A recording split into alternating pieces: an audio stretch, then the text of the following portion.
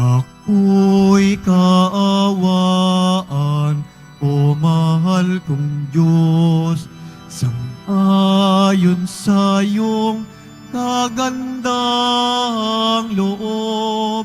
Mga kasalanan ko'y iyong pawiin, ayon din sa iyong pag-ibig sa akin.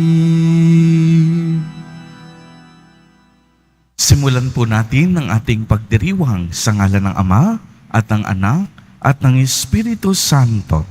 Amen. Ang pagpapala ng ating Panginoong Hesukristo, ang pag-ibig ng Diyos Ama at ang pakikipagkaisa ng Espiritu Santo naway sumainyong lahat. At sumayo rin. Mga kapatid kay Kristo at mga kadiboto, sa unang pagbasa, maririnig natin ang 10 utos ng Diyos. Sa ating pagtupad nito, nakakatagpo rin natin ang Diyos. Sa ikalawang pagbasa, sinasabi ni San Pablo na si Hesukristo ang kapangyarihan at karunungan ng Diyos. Si Hesukristo ang kabuuan ng pagbubunyag ng Diyos ng kaniyang sarili sa tao. Tayo pong lahat ay tinipon ng ating Nuestro Padre, Jesus Nazareno, bilang kaanib ng angkan ng Diyos. Tinipon niya ang bawat isa sa atin sapagkat mahal niya tayo. Kaya dumulog po tayo sa ating maawaing Panginoon na nagpapatawad ng lubos. Inaamin ko sa makapangyarihang Diyos. At sa inyo mga kapatid, nalubha akong nagkasala sa isip, sa salita at sa gawa at sa aking pagkukulang. Kaya isinasamo ko sa mahal na Birheng Maria, sa lahat ng mga anghel at mga banal, at sa inyong mga kapatid na ako'y panalangin sa Panginoong ating Diyos. Kaawaan tayo ng makapangyarihang Diyos. Patawarin tayo sa ating mga kasalanan at patnubayan tayo sa buhay na walang hanggan. Amen. Panginoon, kaawaan mo kami. Panginoon, kaawaan mo kami. Kristo, kaawaan mo kami. Kristo, kaawaan mo kami. Panginoon, kaawaan mo kami. Panginoon, kaawaan mo kami. Manalangin tayo. Ama naming makapangyarihan, ikaw ay maibigin at butihin sa tanan. Itinuturo mo na ang lunas sa kasalanan ay nasa kusang pagpapakasakit, pagdalangin at pagmamalasakit. Tunghayan mo po ang aming pag-amin sa nagawang pagsuway upang sa pagpapatirapa ng aming budhi sa iyong harap, kami lagi mong maibangon dahil sa iyong pag-ibig na tapat. Sa pamamagitan ni Hesukristo, kasama ng Espiritu Santo, magpa sa walang hanggan. Amen. Magsiupo muna po ang lahat. Pagbasa mula sa aklat ng Eksodo. Noong mga araw na iyon, sinabi ng Diyos, "Ako ang Panginoon, ang inyong Diyos na naglabas sa inyo sa Ehipto at humango sa inyong pagkaalipin. Huwag kayong magkakaroon ng ibang Diyos liban sa akin. Huwag kayong magkakaroon ng Diyos-Diyosan o kaya'y larawan o rebulto ng anumang nilalang na nasa himpapawid, nasa lupa at nasa tubig. Huwag kayong yuyukod o maglilingkod sa alinmang mga Diyos-Diyosang iyan, sapagkat ako ang Panginoon ay mapanibughuin.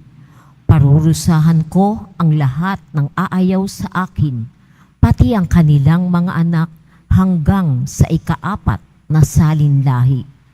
Ngunit ang lahat ng umiibig sa akin ay pagpapalain ko hanggang sa kanilang kaapu-apuhan. Huwag ninyong babanggitin sa walang kabuluhan ang pangalan ng Panginoon, sapagkat parurusahan ko ang sino mang bumanggit nito ng walang kabuluhan. Italaga ninyo sa akin ang araw ng pamamahinga. 6 na araw kayong gagawa sa inyong gawain.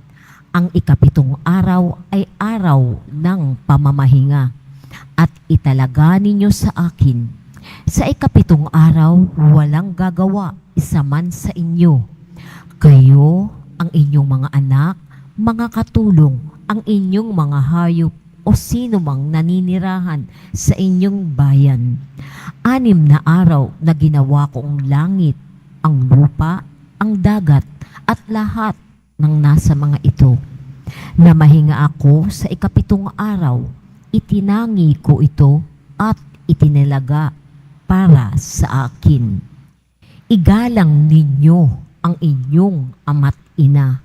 Sa gayoy, mabubuhay kayo ng matagal sa lupaing ibinigay ko sa inyo. Huwag kayong papatay. Huwag kayong mangangalunya. Huwag kayong magnanakaw. Huwag kayong sasaksi sa di katotohanan laban sa inyong kapwa. Huwag ninyong pag-iimbutan ang sambahayan ng inyong kapwa, ang kanyang asawa, mga alila, mga baka, asno, o anumang pag-aari niya. Ang salita ng Diyos. Salamat sa Diyos. Panginoon, iyong taglay ang salitang bumubuhay. Panginoon, iyong taglay ang salitang bumubuhay. Ang batas ng Panginoon ay batas na walang kulang. Ito'y utos na ang dulot sa tao ay bagong buhay. Yaong kanyang mga batas ay mapagtitiwalaan, nagbibigay ng talino sa pahat ang kaisipan. Panginoon, iyong taglay ang salitang bumubuhay. Ang tungtuning ibinigay ng poon ay wastong utos. Liligaya ang sinuman kapag ito ang sinunod. Ito'y wagas at matuwid pagkat mula ito sa Diyos. Pangunawa ng isipan iyong bungang idudulot. Panginoon, iyong taglay ang salitang bumubuhay. Iyong paggalang sa pooy, marapat at mabuti, isang banal na tungkulin, naiiral na parati, pati ang hatol niya'y matuwid na kahatulan. Kapag siya ang humatol, ang pasya ay pantay-pantay. Panginoon, iyong taglay ang salitang bumubuhay. Ito'y higit pa sa ginto na maraming nagnanais, higit pa sa gintong lantay, ang hangad ay makamit. Matamis pa kaysa pulot, sa pulot na sakdal tamis. Kahit anong pulot, ito'y dalisay at malinis. Panginoon, iyong taglay ang salitang bumubuhay.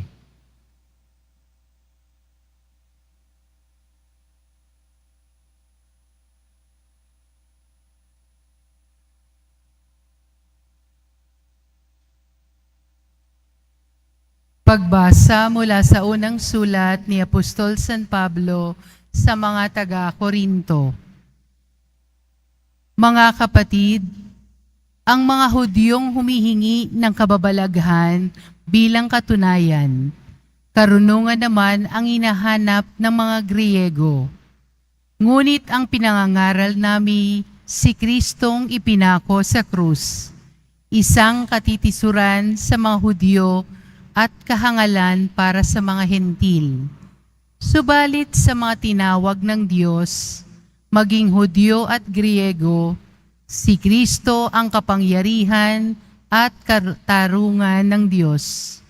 Sapagkat ang inaakala nilang kahangalan ng Diyos ay karunungang higit kaysa lahat ng karunungan ng tao.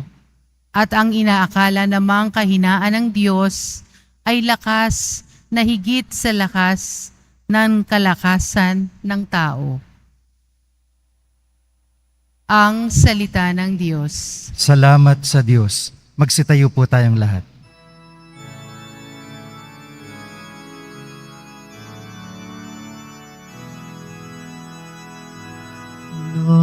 Nagpupuri kami sa'yo, Panginoong Hesu Kristo. Nagpupuri kami sa'yo, Panginoong Hesu Kristo. Pag-ibig sa sanlibutan ng Diyos ay gayon na lamang, Kanyang anak ibinigay upang mabuhay kailanman ang nananalig na tunay. Nagpupuri kami sa'yo, Panginoong Hesu Kristo. Sumainyo ang Panginoon. At sumayo rin. Ang mabuting balita ng Panginoon ayon kay San Juan. Papuri sa iyo, Panginoon. Malapit na ang Paskwa ng mga Hudyo, kaya't pumunta si Jesus sa Jerusalem. Nakita niya sa templo ang mga nagbibili ng mga baka, mga tupa at mga kalapati at mga namamalit ng salapi. Gumawa siya ng isang panghagupit na lubid at ipinagtabuyang palabas ang mga mangangalakal, pati mga baka at tupa.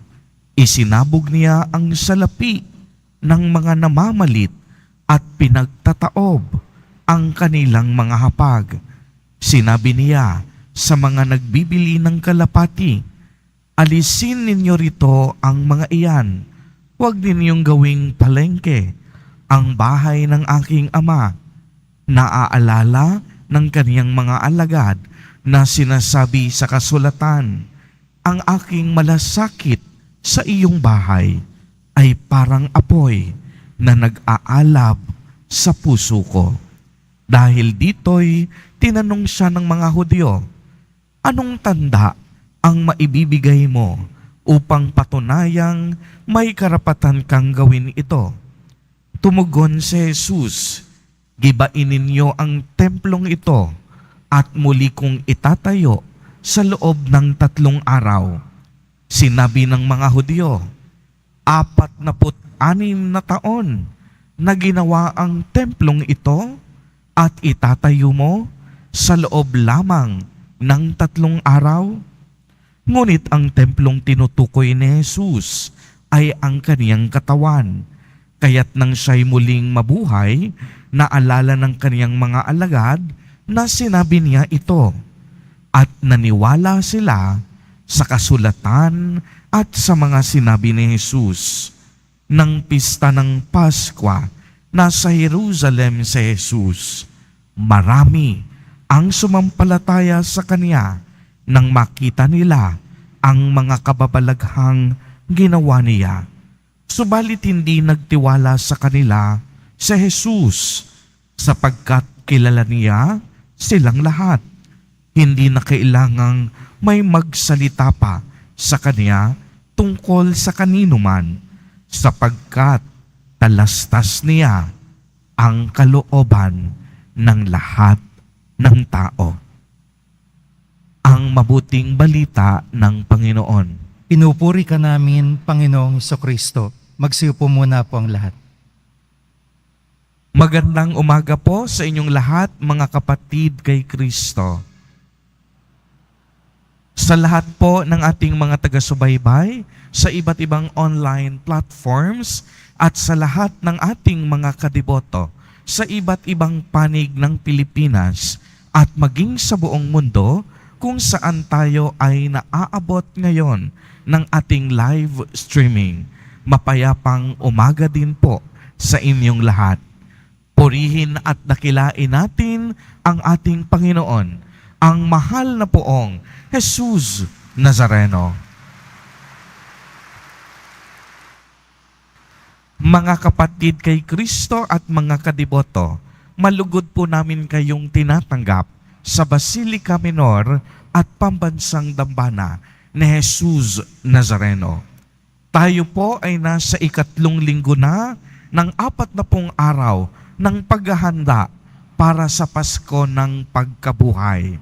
Ilang araw o ilang linggo na lang, tayo ay papasok na sa pinakabanal na araw na tinuturing natin bilang mga Kristiyano, ang mga mahal na araw. Kaya nga ang ebanghelyo natin sa araw na ito ay tungkol sa paglilinis ng ating Panginoong Jesus Nazareno sa templo sa Jerusalem.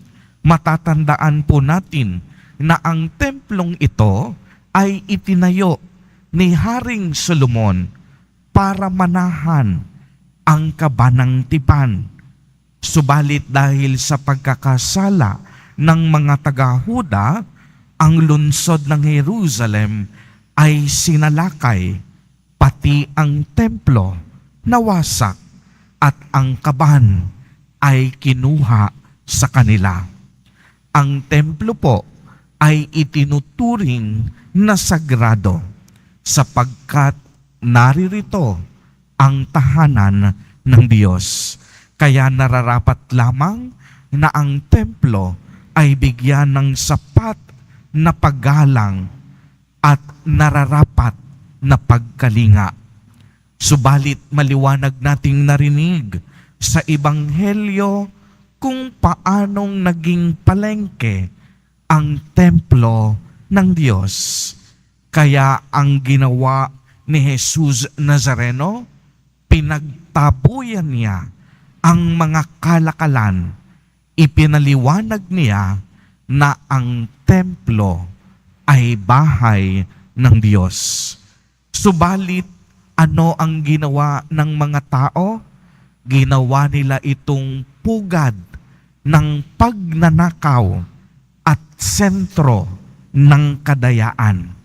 Maliwanag po, hindi sa tao galit si Jesus Nazareno. Galit si Jesus Nazareno sa mga pandarayang nagaganap sa gilid at labas ng templo. Hindi siya galit sa mga mangangalakal at mga nagtitinda. Galit siya sa pang-aabuso at pandarayang ginagawa ng mga tao. Kaya nga masasabi natin na tunay ngang hindi kalugod-lugod sa Diyos ang anumang uri ng pang-aabuso, pandaraya at panlalamang sa ating kapwa. Lalong-lalo na ang pagnanakaw. Kaya naman narinig natin mula sa unang pagbasa, mula sa aklat ng Exodo, na inahabilin ng ating Panginoong Diyos ang kanyang 10 utos kay Moises. Kung pagninilayan po nating mga mabuti, ang 10 utos na ito, dapat hindi maging hadlang o balakid sa atin. Kung hindi dapat, ito'y maging gabay tungo sa tunay na kabanalan. Uulitin ko po, ang 10 utos ay nilikha ng Diyos hindi upang maging sagabal o balakid sa ating buhay. Subalit ang mga ito dapat maging gabay natin tungo sa tunay na kabanalan. Bakit? Sa isang taong hindi palagawa ng masama, hindi mahirap para sa kanya na sundin ang 10 utos ng Diyos. Uulitin ko po, sa isang taong hindi palagawa ng masama, malaya siyang nasusunod ang 10 utos ng Diyos. Nagiging pabigat ang 10 utos na ito kung tayo ay palaging hindi gumagawa ng tama. Subalit, kung ang laman ng ating puso ay pawang kabutihan at pawang pagsunod sa katotohanan, malaya tayo sa 10 utos ng Diyos. Dahil para sa atin, hindi ito mahirap sundin at ganapin. Kaya nga si Jesus Nazareno mismo ang tinatawag nating kaganapan o kabuuan ng batas at utos ng Diyos. Bakit? Dahil bagamat siya'y totoong tao, hindi siya nagkasala. Wala siyang paglabag sa anumang utos ng Diyos Ama. At napakaganda, sinabi pa ni Apostol San Pablo sa 2nd pagbasa, si Kristo ang kapangyarihan at karunungan ng Diyos, sapagkat ang inaakala nating kahangalan ng Diyos ay karunungang higit kaysa lahat ng karunungan ng tao, at ang inaakala namang kahinaan ng Diyos ay lakas na higit sa lakat ng kalakasan ng tao. Sa simpleng salita, ang kamangmangan ng Diyos ay ang karunungan ng sanglibutan, at ang kahinaan ng Diyos ay ang kalakasan ng tao.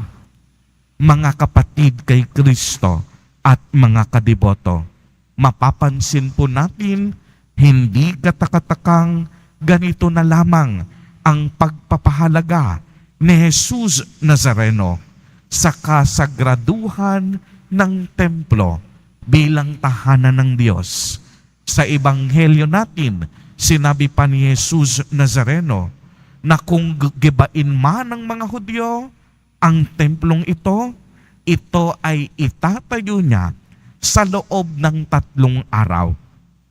Ibig sabihin nito, hindi ito literal na translasyon. Ang tinutukoy dito, ang Panginoon natin ay ang katawan at ulo ng ating simbahan. Dito sinabi ni Jesus ang kanyang daraaning misteryo Paskwa, ang kanyang pagpapakasakit, ang pagpapahirap, ang kanyang pagpapasan at kamatayan sa krus. At pagkatapos ng mga kaganapang ito, sa loob ng 3 araw, siya ay mabubuhay na mag-uli. Kaya nga pagmasdan ninyo sa bawat simbahan, nararapat laging may pagdiriwang ng banal na misa na kung saan ang tunay na katawan ni Kristo ay ibinabahagi sa bawat isa. Mga kapatid kay Kristo, inaanyayahan tayo, ihanda natin ang ating mga sarili para sa Panginoon. Ilang araw na lang, mahal na araw na, ihanda natin ang ating puso't kalooban. Paghalagahan natin at sundin ang 10 utos ng Diyos. Ihanda natin ang ating mga puso para kay Jesus Nazareno, na patuloy na nagmamalasakit at nagmamahal sa atin. Ihanda rin po natin ang ating kaisipan upang tanggapin siya bilang ating tunay na Panginoon, Hari at Manunubos ng sanlibutan. Amen. Purihin at dakilain natin ang ating Panginoon, ang mahal na poong Jesus Nazareno. Tumayo po ang lahat at ating ipahayag ang ating pananampalataya. Sumasampalataya ako Sa Diyos amang makapangyarihan sa lahat, na may gawa ng langit at lupa. Sumasampalataya ako kay Kristo, iisang anak ng Diyos, Panginoon nating lahat.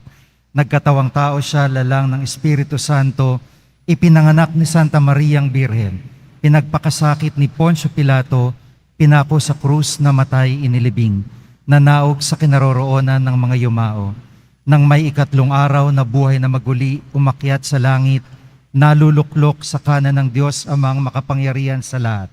Doon magmumula paririto at huhukom sa nabubuhay at nangamatay na tao. Sumasampalataya naman ako sa Diyos Espiritu Santo, sa banal na simbahang katolika, sa kasamahan ng mga banal, sa kapatawaran ng mga kasalanan, sa pagkabuhay na muli ng nangamatay na tao, at sa buhay na walang hanggan. Amen. Mga kapatid, manalangin po tayo sa dakilang Ama upang makapag-alay tayo sa Kanya ng dalisay na pagsamba. Sa bawat panalangin at kahilingan, ang atin pong itutugon, Panginoon, dinggin mo ang iyong bayan.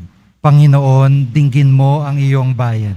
Makita nawa namin ang aming kapwa bilang bahagi ng katawan ni Kristo, na ang karapatan at kapakaan ay kailangang igalang at ipagtanggol. Manalangin tayo. Panginoon, dinggin mo ang iyong bayan. Matulungan nawa na ang mga pinuno ng simbahan at pamahalaan tungo sa pagpapaunlad ng buhay ng bawat mamamayan, lalo na ng mga maliliit na lipunan. Manalangin tayo. Panginoon, dinggin mo ang iyong bayan. Isa puso nawa namin ang 10 utos ng Diyos, at ang pagtupad namin sa mga ito ay maging tanda nawa ng aming pag-ibig at pananalig sa Kanya. Manalangin tayo. Panginoon, dinggin mo ang iyong bayan.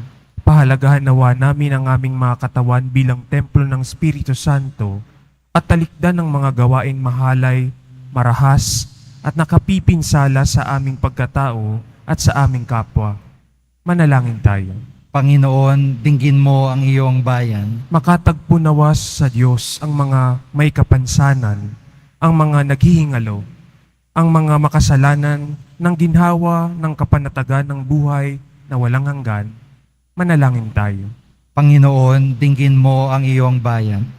Ama, dalisayin mo ang aming mga puso. Tulungan mo kaming mahalin ka at paglingkuran ng buong katapatan. Hinihiling namin ito sa ngalan ni Kristo na aming Panginoon. Amen. Magsiupo muna po ang lahat.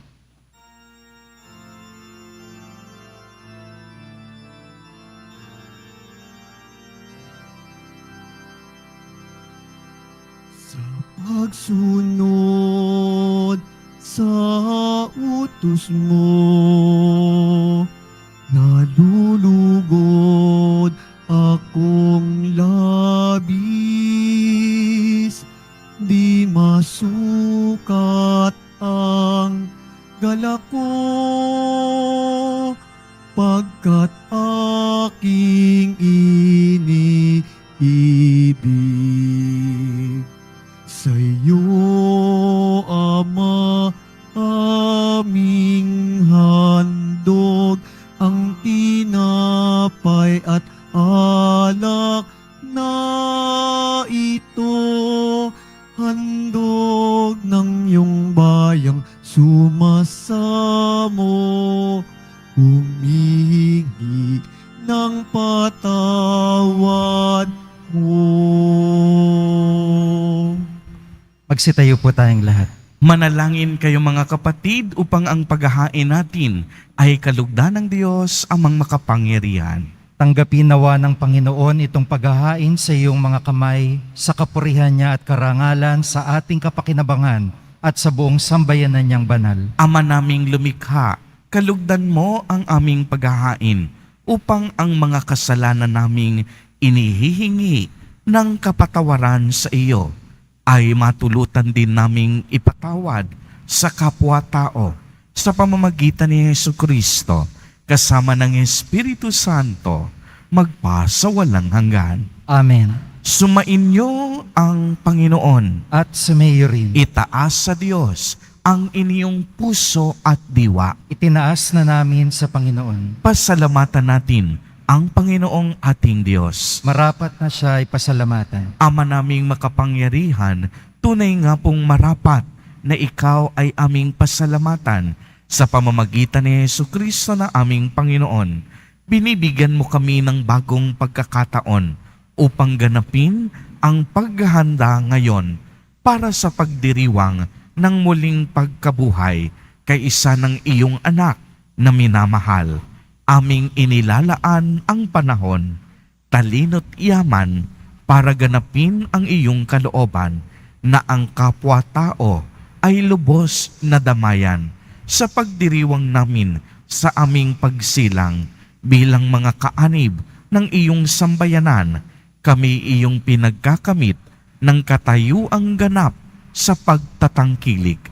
Kaya kaisa ng mga anghel na nagsisiawit ng papuri sa iyo nang walang humpay sa kalangitan, kami nagbubunyi sa iyong kadakilaan.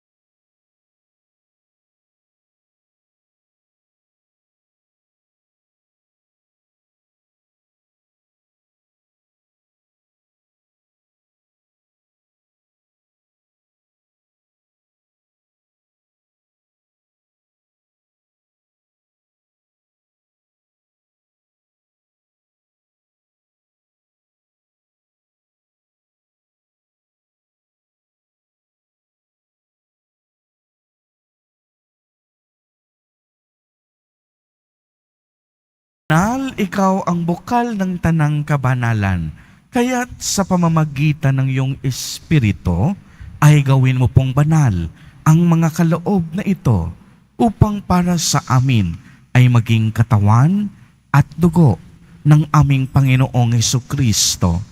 Bago niya pinagtiis ang kusang loob na maging handog, hinawakan niya ang tinapay, pinasalamatan kaniya, pinagati-hati niya iyon, iniabot sa kaniyang mga alagad at sinabi, "Tanggapin ninyong lahat, ito at kanin. Ito ang aking katawan na ihahandog para sa inyo."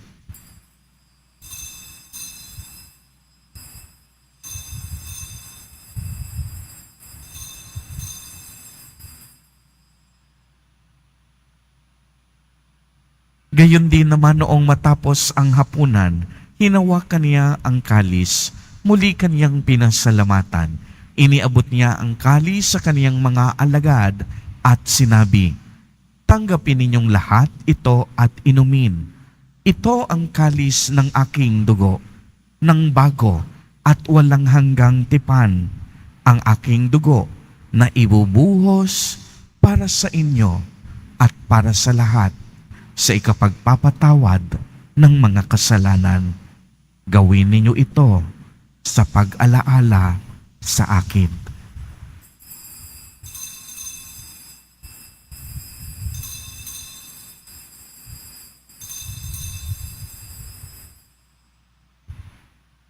Magsitayo po ang lahat. Ipagbunyin natin ang misteryo ng pananampalataya. Si Kristo'y namatay, si Kristo'y nabuhay, si Kristo'y babalik sa wakas ng panahon. Ama, ginagawa po namin ngayon ang pag-alaala sa pagkamatay at muling pagkabuhay ng iyong anak. Kaya't iniaalay namin sa iyo ang tinapay na nagbibigay buhay at ang kalis na nagkakaloob ng kaligtasan. Kami po'y nagpapasalamat dahil kami iyong minarapat na tumayo sa harap mo para maglingkod sa iyo. Isinasamo namin na kaming magsasalo-salo sa katawan at dugo ni Kristo ay mabuklod sa pagkakaisa sa pamamagitan ng Espiritu Santo. Ama, lingapin mo po ang iyong simbahang laganap sa buong daigdig. Puspusin mo kami sa pag-ibig kay isa ni Francisco na aming Santo Papa at ni Jose na aming Obispo at ng Tanang Kaparian. Alalahanin mo rin ang mga kapatid naming nahimlay nang may pag-asang sila'y muling mabubuhay. Gayon din ang lahat ng mga pumanaw. Kaawaan mo po sila at patuloyin sa iyong kaliwanagan. Kaawaan mo at pagindapatin kaming lahat na makasalo sa iyong buhay na walang wakas, kay isa ng mahal na Birheng Maria na ina ng Diyos, ng kabiyak ng puso niyang si San Jose, kay isa ng mga apostol ni San Juan Bautista, San Lorenzo Ruiz de Manila, at San Pedro Calungsod, at ng lahat ng mga banal na namuhay dito sa daigdig ng kalugod-lugod sa iyo.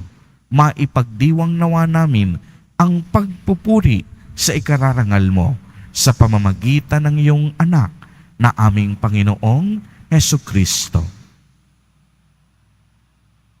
Sa pamamagitan ni Kristo, kasama niya at sa Kaniya, ang lahat ng parangal at papuri ay sa iyo, Diyos amang makapangyarihan, kasama ng Espiritu Santo, magpa sa walang hanggan.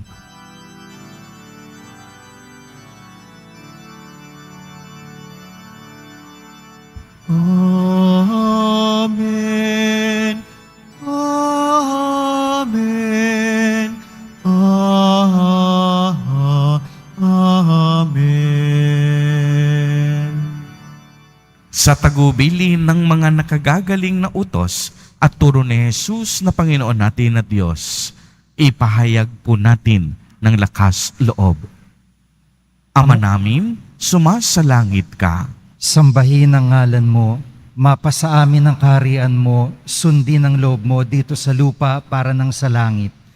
Bigyan mo kami ngayon ng aming kakanin sa araw-araw at patawarin mo kami sa aming mga sala para ng pagpapatawad namin sa nagkakasala sa amin. At huwag mo kaming ipahintulot sa tukso at iadya mo kami sa lahat ng masama. Hinihiling namin na kami iadya sa lahat ng masama, pagkalooban ng kapayapaan araw-araw, iligtas sa kasalanan at ilayo sa lahat ng kapahamakan, samantalang aming pinananabikan ang dakilang araw ng pagpapahayag ng tagapagligtas naming si Hesukristo. Sapagkat iyo ang kaharian at ang kapangyarihan at ang kapurihan magpakailanman. Amen. Panginoong Hesukristo, sinabi mo sa iyong mga apostol, kapayapaan ang iniiwan ko sa inyo. Ang aking kapayapaan ang ibinibigay ko sa inyo. Tunghayan mo ang aming pananampalataya at huwag ang napakarami at paulit-ulit naming pagkakasala. Pagkalooban mo po kami ng kapayapaan at pagkakaisa ayon sa iyong kalooban, kasama ng Espiritu Santo, magpa sa walang hanggan. Amen. Ang kapayapaan ng Panginoon ay laging sumainyo. At sa rin. Magbigayan po tayo ng kapayapaan sa isa't isa.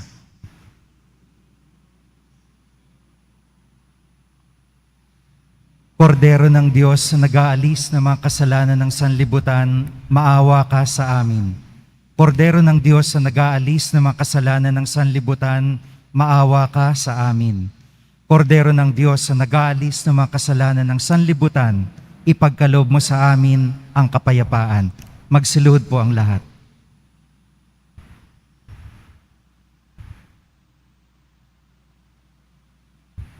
Mga kapatid kay Kristo at mga kadiboto, narito ang ating Nuestro Padre, Jesus Nazareno. Lumapit po tayo sa Kaniya at magbalik loob. Siya ang kordero ng Diyos.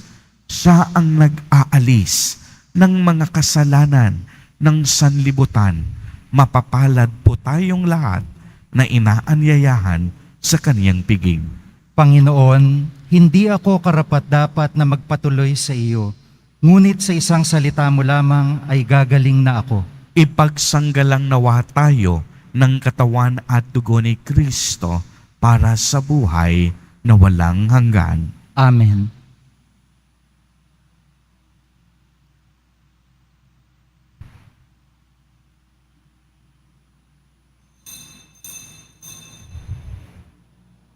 Para po sa lahat ng tatanggap ng banal na komunyon, sasagot po tayo ng Amen, pagkasabi ng pari o lay minister ng katawan ni Kristo, at isubo agad sa bibig bago mali sa harapan ng pari o lay minister. Sumunod po tayo, maraming salamat po.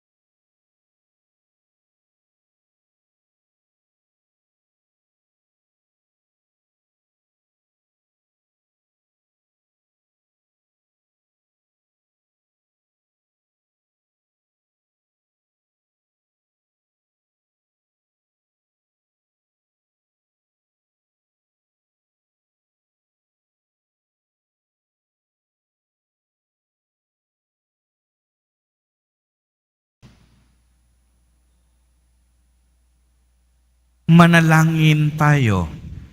Ama naming mapagmahal, sa pakikinabang naming sa iyong banal na piging, pinagsasaluhan namin ang bigay mong pagkain.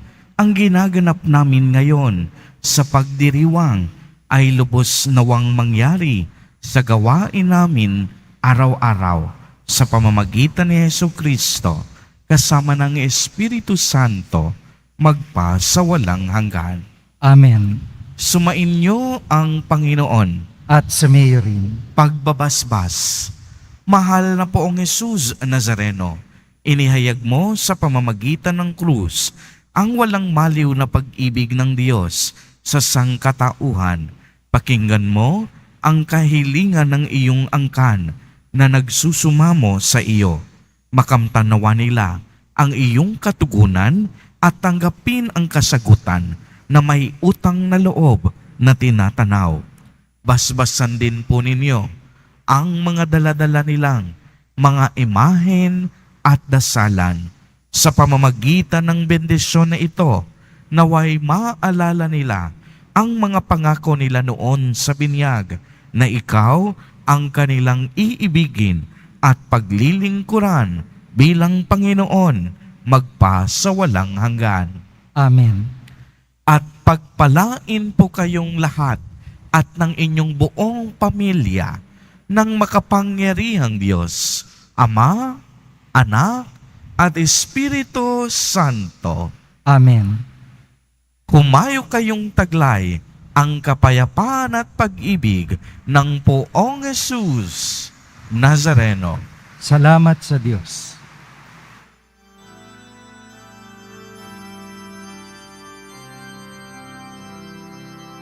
Nuestro Padre Jesús Nazareno, sinasamba ka namin, pinipinto ka namin, aral mo ang aming buhay at kaligtasan. Nuestro Padre Jesús Nazareno, iligtas mo kami sa kasalanan. Ang krus mong kinamatayan ay sagisag ng aming kaligtasan.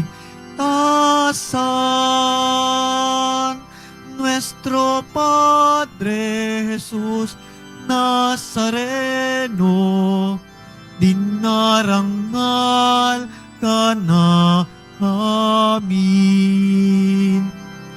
Nuestro Padre Jesus Nazareno, niluluwalhati ka namin.